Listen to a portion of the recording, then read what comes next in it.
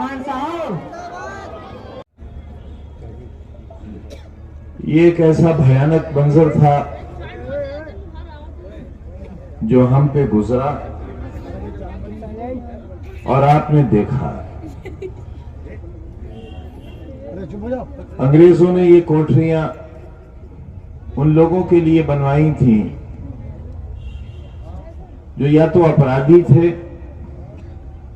या एक अपराध कर रहे थे मुल्क की आजादी की लड़ाई का। हिंदुस्तान आजाद हो, गुलामी जाए और लोगों की हुकूमत कायम हो। एक ऐसी सरकार जिसे लोग चुने और जो लोगों की सरकार हो। वहां किसी एक का हुक्म न चले, मजहब के नाम पर, धर्म के नाम पर, जाति के नाम पर इंसान को इंसान से लड़ाया न जा सके, किसी का सर झुकवाया न जा सके, किसी को जलील और रुस्वा न किया जा सके, किसी बाप और किसी मां को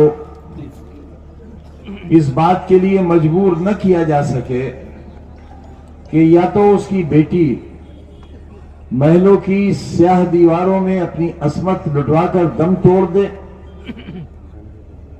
या मां बाप अपने ही घर में गड्ढा खोदकर अपनी बेटी को जिंदा दफन कर दें। ये एक वैचारिक और उसूली नजरियाती लड़ाई थी। स्वार के मैदान और हमारे ये तमाम साथी जिनकी उम्रें उस वक्त इतनी ही होंगी जितनी आपकी हैं, इनके चेहरे और सर पर कोई बाल सफेद नहीं था। ये सब काले बालों वाले नौजवान थे और यहां कोई हक की बात कहने की हिम्मत नहीं कर सकता था। यही स्वार का बाजार, रिसालत खां का कत्ल हुआ, खून बहता रहा लाश से और किसी की हिम्मत नहीं थी कि लाश को उठा ले। एक ऐसा दर्दनाक कत्ल और एक ऐसे जांबाज और बहादुर का कत्ल जो महलों से टकराया था। महलों ने दिखाया कि अंजाम यह होता है हमसे टकराने का। उस वक्त भी हमने स्वार में आकर मायूस मत हो, तूरे शबे फिराक से घबराना है जिगर, अगर ख़मों की लंबी रात मत परेशान हो। ऐसी भी कोई रात है जिसकी सहारा होगी और बड़ी हसीन सुबह होगी। इंशाअल्लाह उन लोगों की होगी जिनके हाथ में प्लेट नहीं होगी भीख मांगने के लिए, बल्कि तुम्हारी नस्लों के लिए कलम होगा उनके पास। आज जो कुछ हमारे साथ हो रहा है वो इसलिए नहीं हो रहा है कि हम एमपी हो गए, हम एमएलए हो गए, हम वजीर हो गए, बल्कि अपने मालिक को गवाह करके कहते हैं नौजवानों कि आज हमारे साथ जो कुछ हो रहा है वो इसलिए हो रहा है कि हमने तुम्हारे मासूम बच्चों की नर्सरियां लगाई हैं, हमने स्कूल बनाए, जिन इमारतों को छीनने का सिलसिला शुरू किया है मगर नहीं छीनने देंगे। लड़ेंगे सुप्रीम कोर्ट तक और तुम्हारा हक अपनी जिंदगी में तुम्हें दिलाकर रहेंगे। और जो यूनिवर्सिटी बनाई है तुम्हारे लिए तो तुम्हारी कमनसीबी है कि तुम उसे देख नहीं जाते। तुम जाओ, वहां की दरो दीवार से सबक लो, वहां की फिजाओं में मुअत्तर हो जाओ, वहां के खाना खुदा की जाकर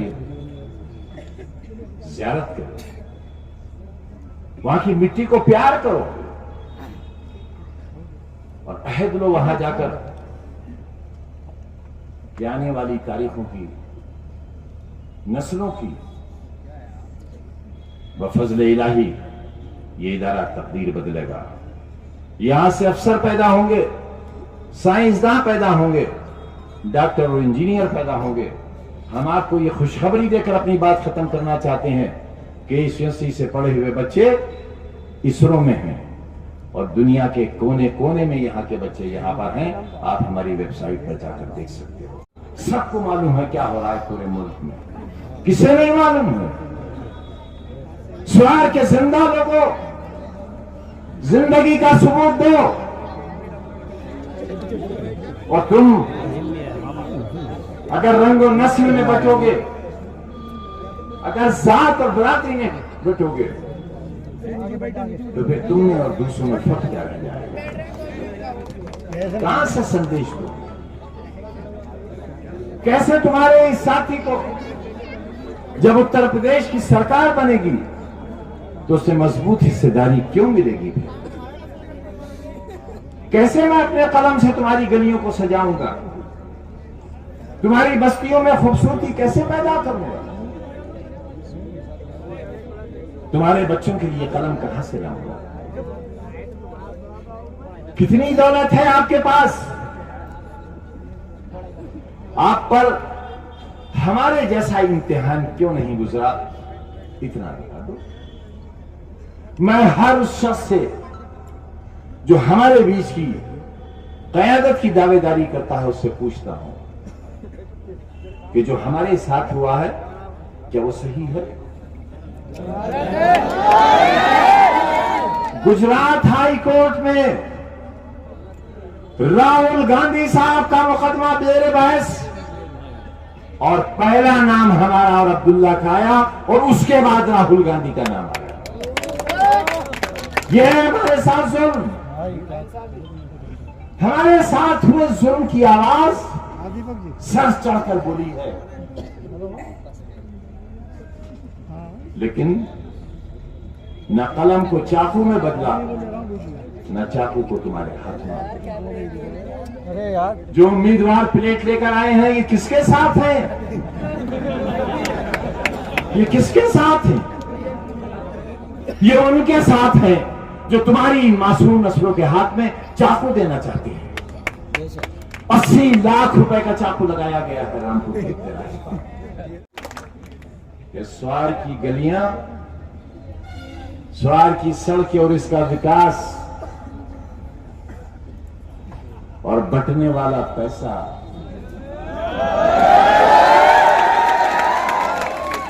ये किसका है? अरे ये मेरे कलम का दिया हुआ है, ये मैंने दिया है। वारे नमक हराम,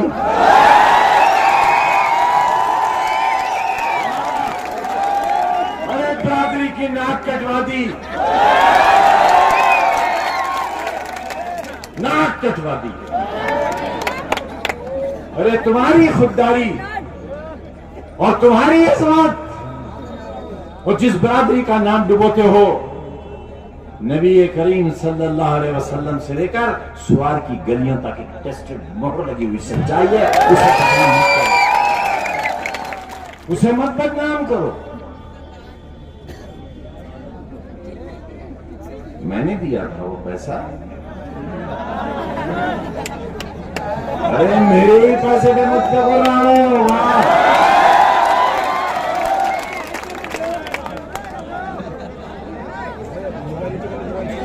वाह, ये है छोटी बिल्ली।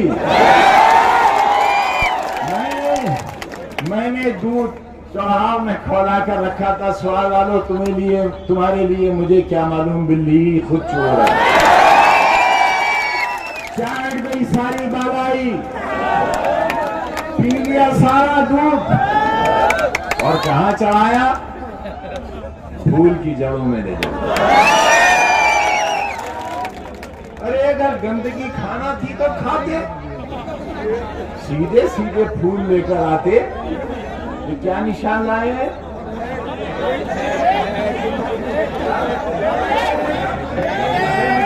ये अरे डोंगरी ले आए होते, प्लेट लाए। अच्छा, यानी टट्टी पर चांदी का वर्क लगा के भूख खाएंगे, सीधे नहीं खाएंगे। हिम्मत की होती, अगर ईमान का सौदा ही किया था तो ठीक से किया। ताकि बेईमान वाले तुम्हारे साथ होते। बेचा तुम्हें, तुम्हारा सर झुकने दिया कहीं? छीन ली 2 बार तुम्हारे विधायक की मेंबरशिप, इसलिए कि अभी कोई माई का लाल 150 करोड़ के हिंदुस्तान में अब्दुल्ला को इसलिए नहीं हरा सकता कि अल्लाह का सबसे पसंदीदा नाम है।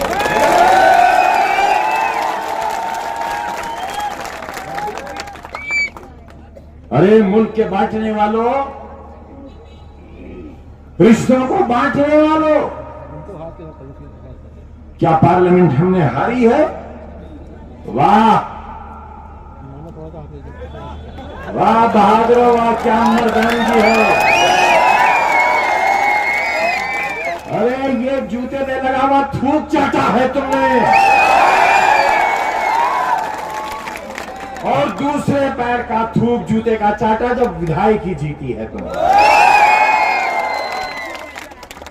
हमारे तो हलक में थूक भी नहीं रह गया, कहां तक थूके और कहां तक चाटे।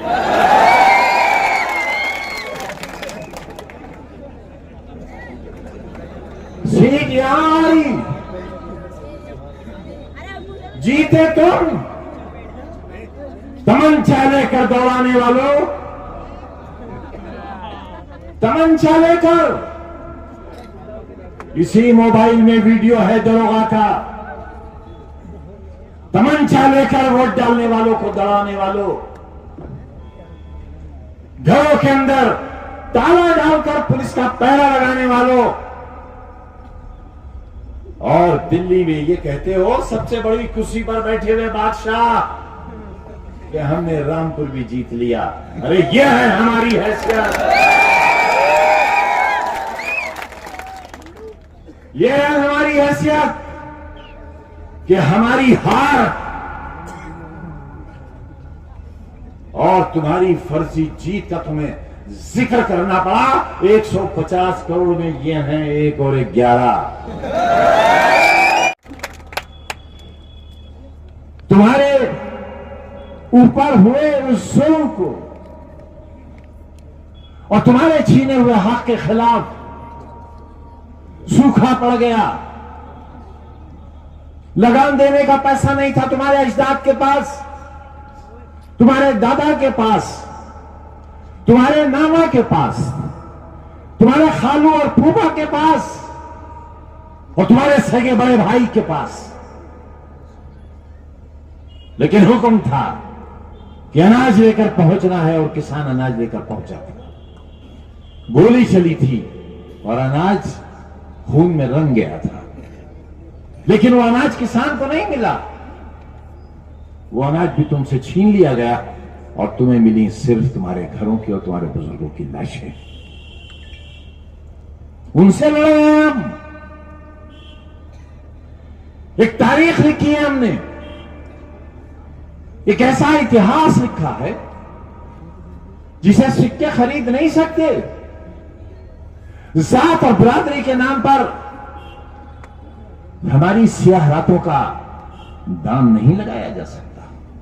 जो हमने खोया है, मैंने, मेरी अहलिया ने, मेरे बेटों ने, और खास तौर से अब्दुल्ला ने, मेरे अहबाब ने, मेरे सियासी दोस्तों ने, जो आज भी बिजनौर की जेल में हैं, दे सकते हो हिसाब?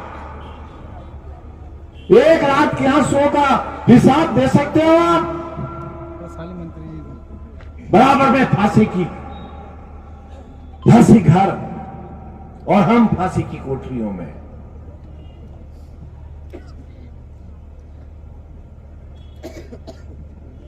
ये था मंजर, ये गुजरी है हम पर, लेकिन सौदा तो नहीं किया तुम्हारा।